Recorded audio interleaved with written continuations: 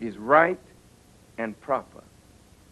However, Mr. President, it will take great courage on your part to look at America's policies with a critical eye, and it will take even greater courage to break from the policies of the past and make a new beginning for this nation and the world.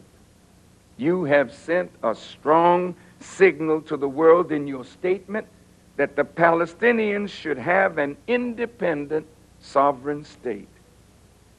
If you pursue this course with firmness and justice, the hotbed of terror in the Middle East will subside. The more fair, just, and equitable the solution to the Palestinian-Israeli conflict, the more the anger on both sides will subside, and America will get the credit of settling this 56-year-old problem with justice, thereby justifying America's position as the vicegerent of God. Mr. President, with the backing of the American people and the leaders of the world, if you re-examine policies that are unfair and changed them, this signal to the world would bring the world and those so-called enemies and rogue states into your and America's sphere of influence.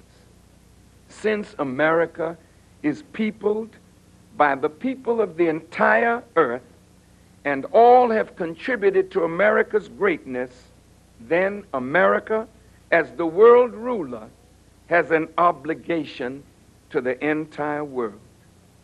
There is no need for a clash of civilizations.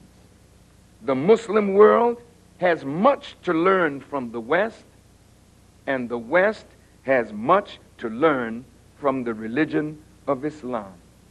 Creating the climate for dialogue will make a great future for America, and under her rule, a peaceful world can come into existence. There is no nation on this earth that I know of where I would have the freedom to speak as I do, or write the head of state as I am writing, and I truly appreciate this freedom.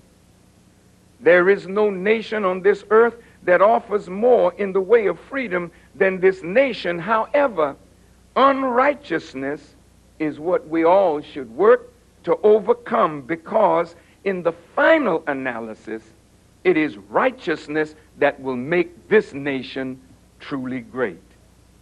I am appealing to you and imploring you, Mr. President, to orchestrate an end to policies that are unjust. I appreciate the privilege that I have to live in America, and with all her faults, there is no nation on this earth where I would rather live.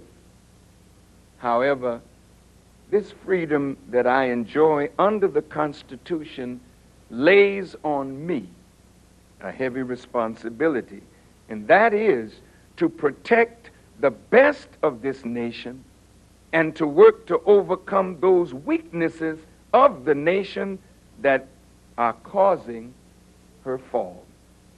I have traveled to many countries and have spoken to most of their heads of state and government, and not one of them has ever said to me that they hate the American people, but they all have said that they are displeased with America's foreign policies. I believe that I can be of service to you, our nation, and to all of those whom you believe are America's enemies. I believe that all of them can be made the friends of America. The whole world would like to have America as a true friend, but America can never be a true friend of the people of the earth until and unless she rules with the wisdom and the spirit of Allah God, which reflects itself in our love for humanity, our love for truth, and our exercise of the principle of justice.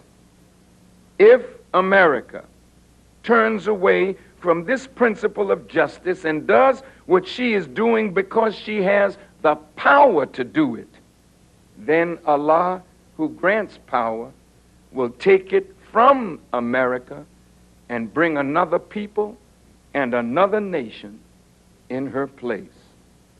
This does not have to be, but it will be based on how America conducts herself in this hour of her greatest trial and her greatest potential triumph.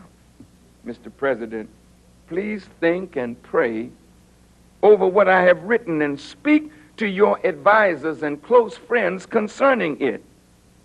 I pray that Allah will grant you the wisdom to see that what I'm saying to you is good and is the way to triumph over the evil and hatred that is in the world against the United States of America.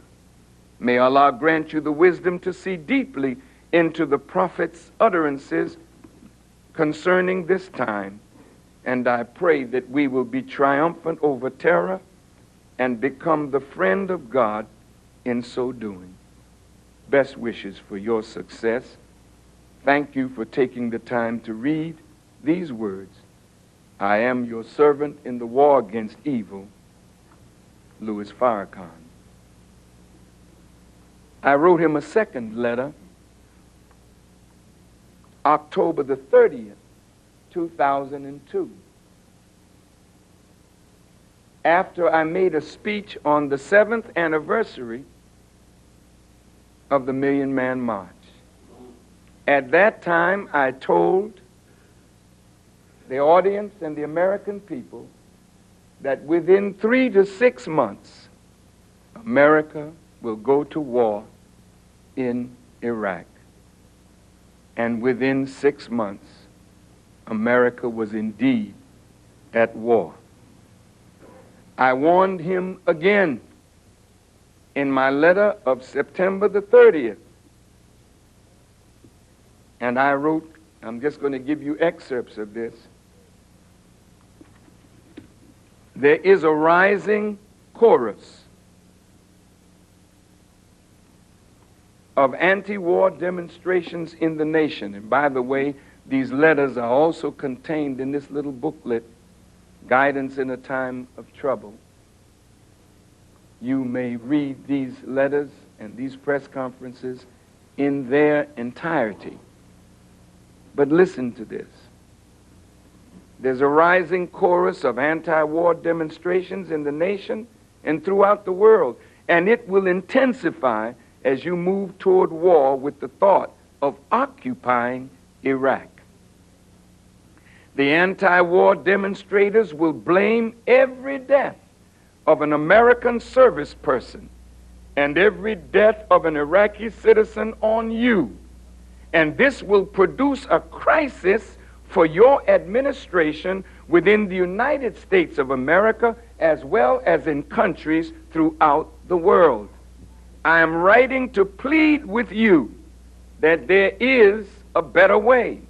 However, the more you talk and the stronger you talk about regime change in Iraq, you paint yourself into a corner from which it becomes increasingly difficult to extricate yourself. There are times in history when men of conviction go against the tide of world thought and opinion, bringing suffering upon themselves to establish a new truth or a new idea. However, this is not that time for you. In my judgment, this is a time when the President of the United States must not only listen to his advisors and study their agendas, but he must listen to world opinion. If the President of the United States seems to show no respect for world opinion or for the thoughts of the members of the Security Council of the United Nations, then your actions will turn the nations of the world against you and against America. Your actions will also render the United Nations as an ineffective institution for future peacekeeping. ancient Babylon was a city that caused all who traded with her to wax strong. But at a certain point, the neighboring nations turned against Babylon, and she was destroyed and left as a sign. The book of Revelations speaks of a mystery Babylon that ancient Babylon was a sign of.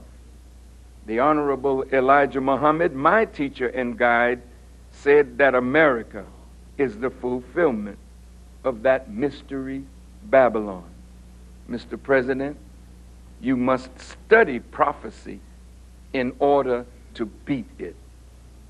Look at the nations to the north and south of you. Are they pleased with you, your administration, and your policies? Look at your friends in the Middle East. Are they really pleased with you, your administration and policies? Look at your European friends and your African and Asian friends. The prophecy teaches that they'll take your money and whatever you offer, but they will hate you and ultimately make you desolate. We are headed into a terrible time, and I'm writing this letter as a final witness of my deep concern for you and for the nation, believing, however, that you are bent on doing what is in your heart with respect to Iraq and Saddam Hussein. Mr. President, if you do this, you will bring down upon America an increase in the divine judgment of rain, hail, snow, wind, earthquake, pestilence, and famine that is already being witnessed in the country. As you go about destroying other nations and their cities, you will bring this divine wrath on America and the American people and on American cities.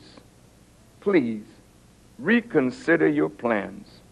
May Allah guide you to make the right decision for this nation and for the future of the world. I am your servant in the war against evil. Louis Farrakhan.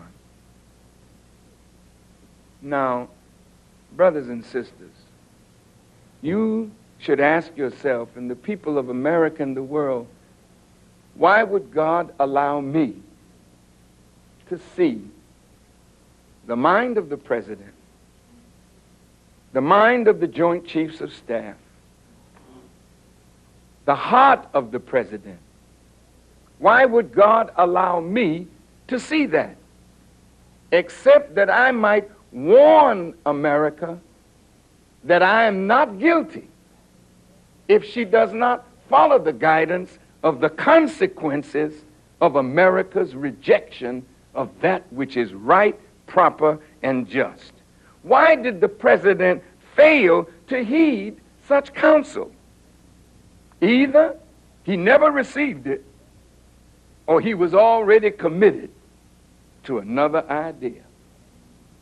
Now let's say he never received my letter, but let's prove the second point. He had another idea in his heart. He was listening to another drummer, marching by that drum beat, so he couldn't hear what a child of an ex-slave was warning him of. In 1997, a special interest group called the Project for a New American Century was formed. I have 4 letters in our possession which you can get on the website that state the aim and the principle of this project for the new American century. The signers of this project were men and women who are now known as neoconservatives. A letter was sent to President William Clinton, January the 26th, 1998, from this project for the new